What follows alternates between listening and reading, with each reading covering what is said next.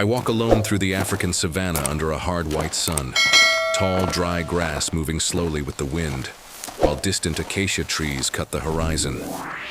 I am a solitary adult man wearing dust-stained field clothes, heavy boots, and a wide hat. My face tense and focused as I scan the land in silence. A wide river crosses the savanna ahead of me, its brown water moving fast and violently. Branches and foam colliding as the current pulls everything downstream. I stop at the riverbank, observing the dangerous flow, knowing this water is strong enough to overpower any animal that slips inside. Suddenly, a small movement near the edge of the river interrupts my routine observation and pulls my full attention forward. I see a lion cub, very young, soaked and trembling, partially trapped between slippery rocks at the river's edge. The lion cub's small body is pressed low, paws splayed, awkwardly on wet stones, fur darkened by water, breathing fast with visible exhaustion. The river surges inches away from the lion cub, each wave threatening to drag the small animal into the violent current. The lion cub looks directly toward me, eyes wide and alert, not vocalizing but clearly aware of my presence. The lion cub tries to move, but its weak legs slide on the rocks, forcing the small body closer to the rushing water. I remain still, fully aware that one wrong step could push the lion cub into the river or cause the rocks to shift. The surrounding savanna remains silent. No adult lions in sight, only the sound of fast water and wind through grass. The lion cub holds its position with effort, staring at me again, silently insisting, silently asking without making a sound. I understand that the situation is unstable and time-sensitive, and that the river will not slow down. I take a careful step closer to the edge, locking my focus on the lion cub and the dangerous water separating us.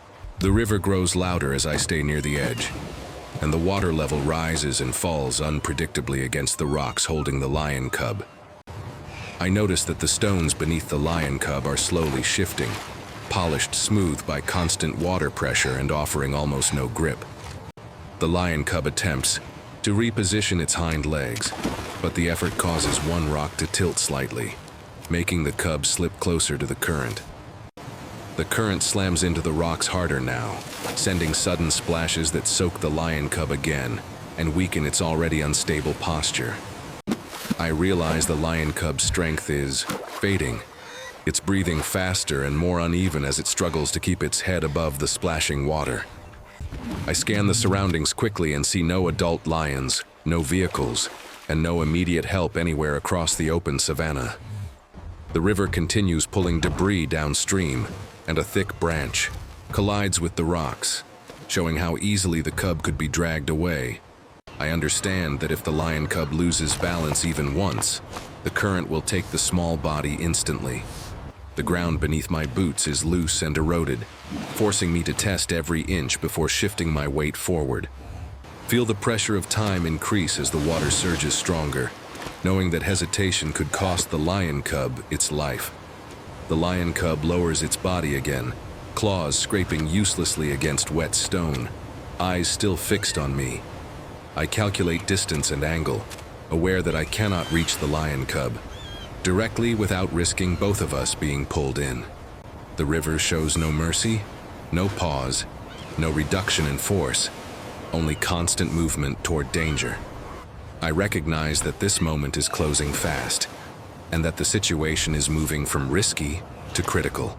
I step back from the edge to stabilize my footing, knowing I need tools and support to act safely. I reach for my radio clipped to my vest and send a clear emergency signal toward the nearby wildlife patrol.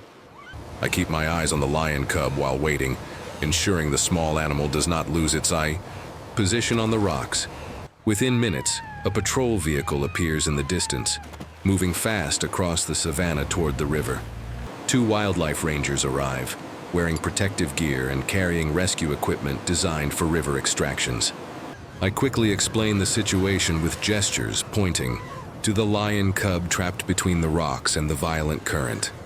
One ranger secures a rope around his waist, while the other anchors the line firmly to a tree on the riverbank. We move slowly and deliberately, testing the rope tension against the force of the water before advancing. The ranger approaches the edge cautiously, using the rope to prevent being pulled into the river. I stay positioned behind, holding the safety line steady and watching the lion cub's movements.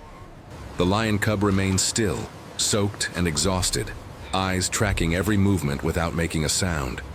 The ranger lowers a protective blanket toward the lion cub to calm and stabilize its small body.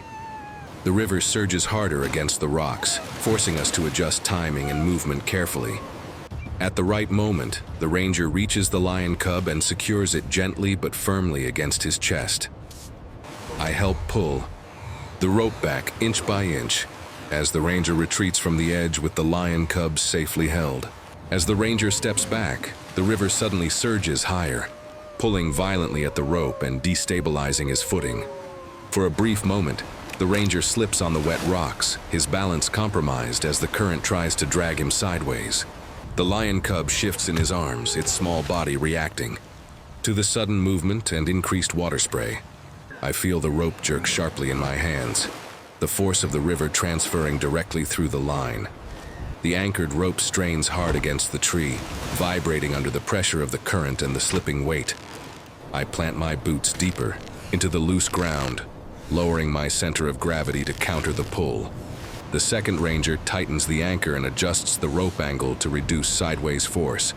For a split second, the lion cub is dangerously close to the water again as the ranger fights to regain control. I pull with everything I have, timing my effort with the ranger's movement instead of fighting the river blindly. The rope tension stabilizes just enough for the ranger to regain his footing on firmer ground. The river continues to roar beside us, but its grip on the situation finally weakens. The ranger steps fully away from the rocks, the lion cub now safely beyond the reach of the current. I realize that choosing coordination over force makes the difference between failure and survival. The immediate danger passes, leaving only the sound of rushing water behind us. We move away from the river to a safe, dry area of the savanna, increasing distance from the dangerous current. The lion cub is gently placed on the ground, wrapped briefly in the protective blanket to regain warmth and stability. The cub's breathing begins to slow, its body no longer trembling as violently as before. A wildlife ranger checks the lion cub carefully, confirming there are no visible injuries from the rocks or the water. The lion cub lifts its head on its own, blinking against the bright savanna light. After a short moment, the cub stands shakily on all four legs, testing its balance on dry ground. The cub takes a few uncertain steps away from us, still watching closely without making a sound. In the distance, we spot movement in the tall grass, signaling the presence of adult lions nearby. Understanding the situation, we step back further to give the lion cub space and safety. The cub pauses, then turns its head once more in our direction before moving toward the grass. The lion cub disappears into the savanna, reunited with its natural world. I stand quietly, watching the empty space where the cub vanished, feeling the weight of the moment. The river continues, flowing behind us, no longer a threat, just part of the landscape. I walk away across the savanna, knowing the rescue ends not with celebration but with life continuing.